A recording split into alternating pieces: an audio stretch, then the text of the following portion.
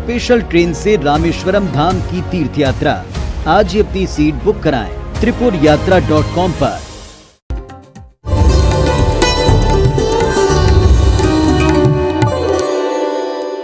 नमस्कार। सबसे पहले आप सभी को रक्षाबंधन की ढेर सारी शुभकामनाएं।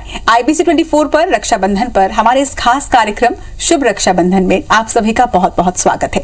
सावन महीने की पूर्णिमा तिथि को हर साल राखी बनाई जाती है और रक्षाबंधन के त्योहार को लेकर भाई बहनों में बेहद उत्साह भी होता है। मगर पंचांग के अनुसार इस बार पूर्णिमा की तिथि 2 दिन यानी कि 11 अगस्त और 12 अगस्त को है और ऐसे में सभी के मन में ये सवाल भी है कि रक्षाबंधन का त्योहार कब मनाया जाए, शुभ मुहूर्त कब है और क्या है राखी बांधने की विधि। तो आज आपके मन में उठ रहे हर सवाल का जवाब इस शो के माध्यम से हम आप तक पहुंचाएंगे। हमारे साथ स्टूडियो में मौजूद हैं ज्योतिषाचार्य डॉक्टर दत्तात्रेय होस्करी जी। पंडित जी प्रणाम और आपका बहुत बहुत स्वागत है। जी नमस्कार। तो आज पंडित जी से जानेंगे रक्षाबंधन के शुभ मुहूर्त के बारे में और आप सभी के मन में उठ रहे हर सवाल का जवाब भी होगा। तो चलिए शुरुआत करते हैं इस कार्यक्रम की।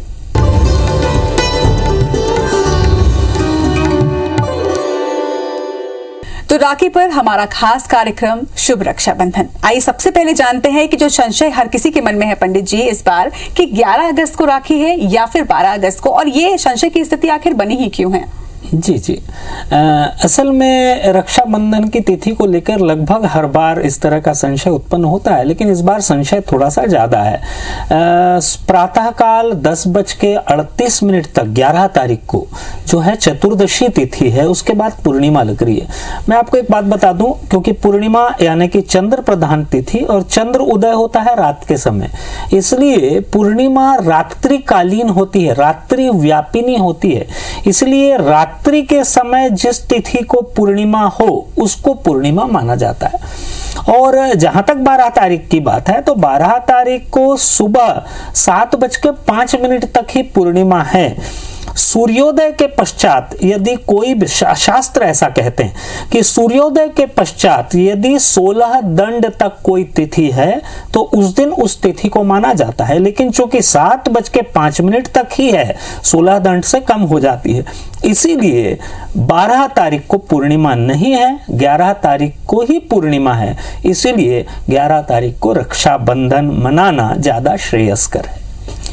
चलिए, तो जो सवाल आप सभी के मन में उठ रहे थे कि आखिर 11 को आप रक्षाबंधन का त्योहार मनाएंगे या फिर 12 तारीख को, ये संशय तो बिल्कुल अब खत्म हो चुका है। पंडित जी ने आपको जानकारी भी दी कि 11 अगस्त को पूर्णिमा है और इसीलिए 11 अगस्त को आप और हम रक्षाबंधन का त्योहार मनाने वाले। पंडित जी, इसके साथ ही लगातार हम पढ़ रहे हैं, सुन रहे हैं कि भद्रा काल है 11 अगस्त को। सबसे पहले तो आपसे यही जानना चाहूंगी कि भद्रा क्या होता है और क्या भद्रा जब लगे तब उस टाइम पे शुभ कार्य नहीं होते?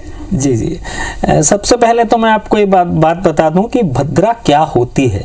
भद्रा जो है शनि और यम की बहन है, शास्त्रों में बताया गया है, और इसीलिए उनको जो है हमारे जो भी तिथि और मुहूर्त हैं उसमें उनको स्थान दिया गया है विशेष रूप से।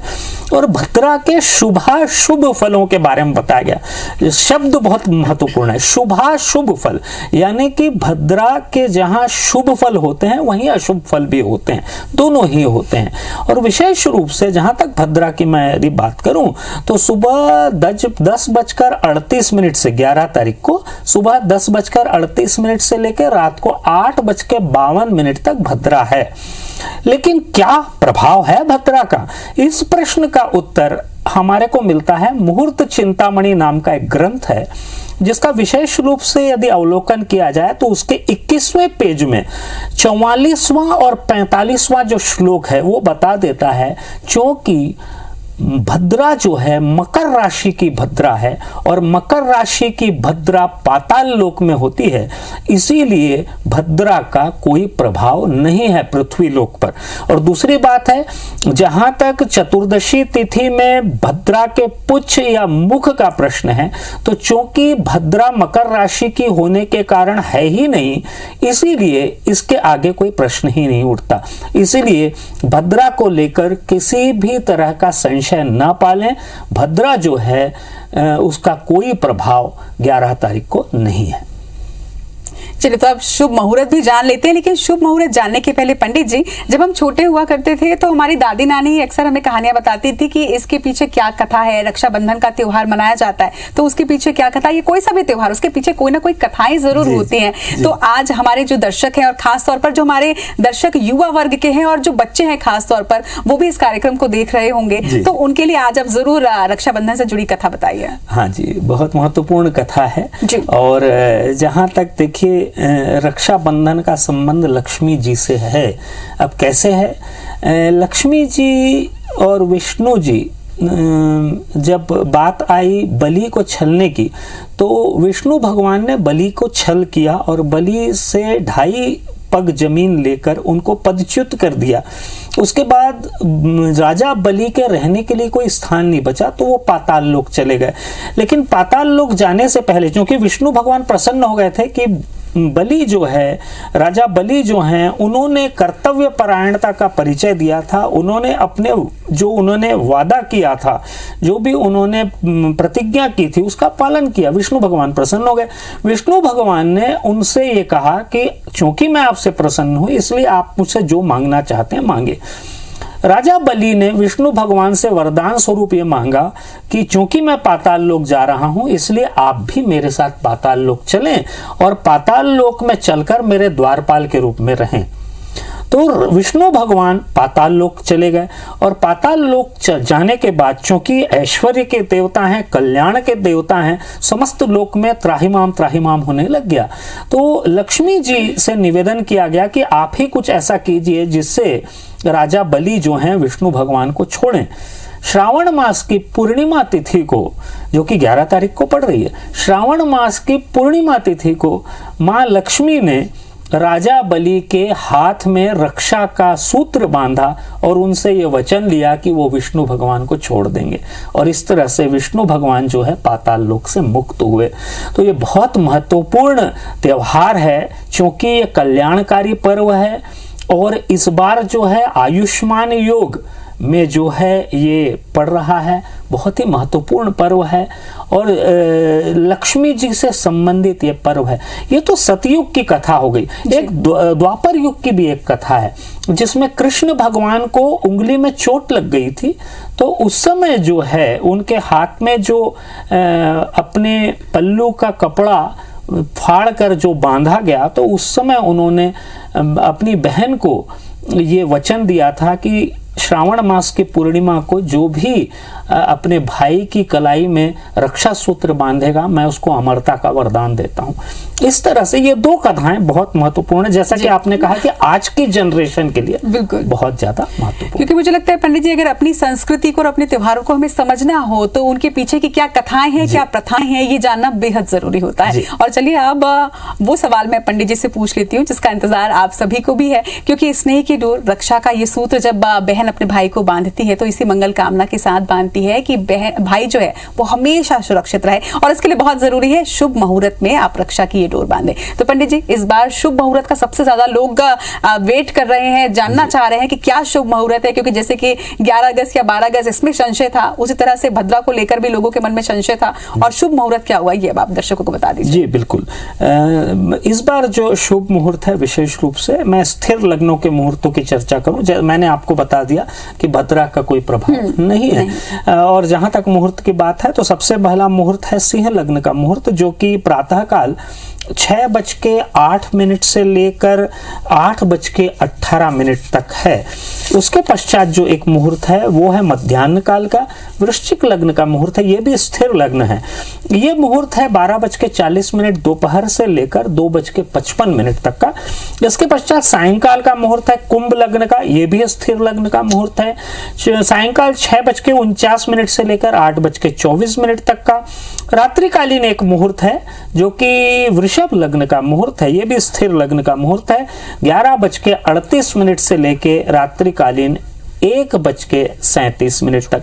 ये 4 मुहूर्त हैं। इसमें से किसी भी मुहूर्त में आप रक्षा सूत्र बांध सकते हैं। निश्चित रूप से आयुष्मान और सौभाग्य योग में जो रक्षा सूत्र बंधेगा भाई की कलाई पे, इसका बहुत ज्यादा लाभ मिलेगा। चलिए, तो अब शुभ मुहूर्त भी जान लिया, लेकिन शुभ मुहूर्त में बांधनी तो राखी है, और राखी कैसे बांधनी चाहिए ये विधि भी अब आपको बता देते हैं। जी, बहुत महत्वपूर्ण है। बिल्कुल। और जहां तक मैं आपको बता दूं, मैंने आपको कथा तो बता दी क्योंकि बलि और लक्ष्मी जी से संबंधित ये कथा है। तो महत्वपूर्ण बात यह है कि भाई कौन सी दिशा में बैठे और बहन कौन सी दिशा में बैठे। सबसे पहला तो भाई जो है वो पूर्व की दिशा में मुख करके बैठे और बहन जो है पश्चिम की दिशा में मुख करके बैठने। यदि पीला वस्त्र धारण करें तो ज्यादा अच्छा है। रक्षा सूत्र यदि आपके पास है तो बहुत अच्छा है, अन्यथा जो है आप सूत के धागे को हल्दी के पानी में डुबोकर भी रक्षा सूत्र बना सकते हैं घर में। ये श्रेष्ठ होगा, सबसे श्रेष्ठ सूत का धागा हल्दी के पानी में डूबा हुआ, इसको यदि कर लें तो बहुत बढ़िया रहेगा। इसके पश्चात जो है बहनें जो हैं भाई का टीकाकरण करें। राशि के अनुसार टीकाकरण होता है जो कि मैं आगे बताऊंगा आपको। कोई भी एक टीका आप लगा सकते हैं, केसर चंदन लगा सकते हैं, हल्दी का टीका लगा सकते हैं। आटे को हल्दी में डुबाकर चावल थोड़ा सा ले लें, उसके साथ बनाएं, वो भी बहुत अच्छा टीका होता है। टीका लगाकर उसके पश्चात जो है रक्षा सूत्र बांधें। रक्षा सूत्र बांधते समय ये मंत्र अवश्य बोलें, बहुत अच्छा रहेगा यदि मंत्र बोलेंगे तो। ये न बद्धो बलि राजा दानवेंद्रो महाबलः तेन त्वाम प्रतिबदनामी अनुबदनामी रक्षय माचल माचल। इस मंत्र को यदि आप बोलेंगे, ये ऋग्वेदिक जो मंत्र है इसको यदि बोलेंगे तो बहुत ज्यादा अच्छा रहेगा। साथ ही साथ इसके पश्चात रक्षा सूत्र बांध दें।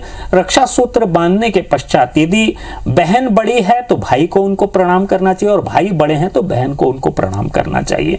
वैसे तो शास्त्रों में यह है क्योंकि बहन हमेशा लक्ष्मी स्वरूपा होती हैं, इसलिए उन्हीं को प्रणाम करना ज्यादा श्रेयस्कर होता है।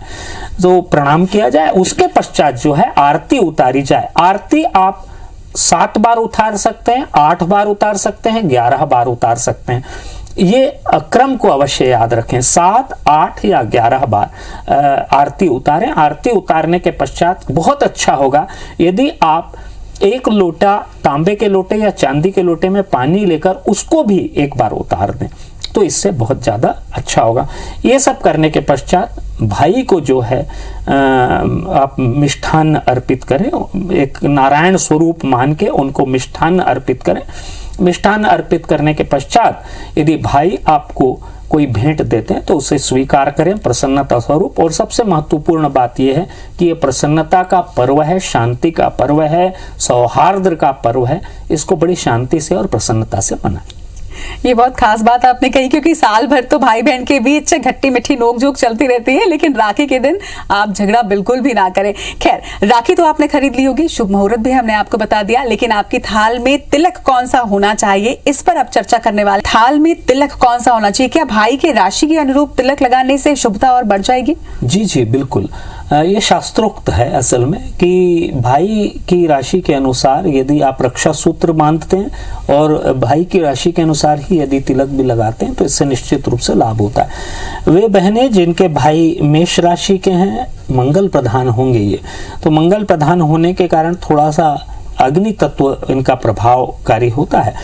इनको जो है नारंगी धागा बांधें आप, नारंगी धागा बांध के सिंदूर का तिलक लगाएं। इससे निश्चित रूप से इनको जीवन में लाभ होगा और धन लाभ, प्रतिष्ठा इत्यादि जो है प्राप्त होगा।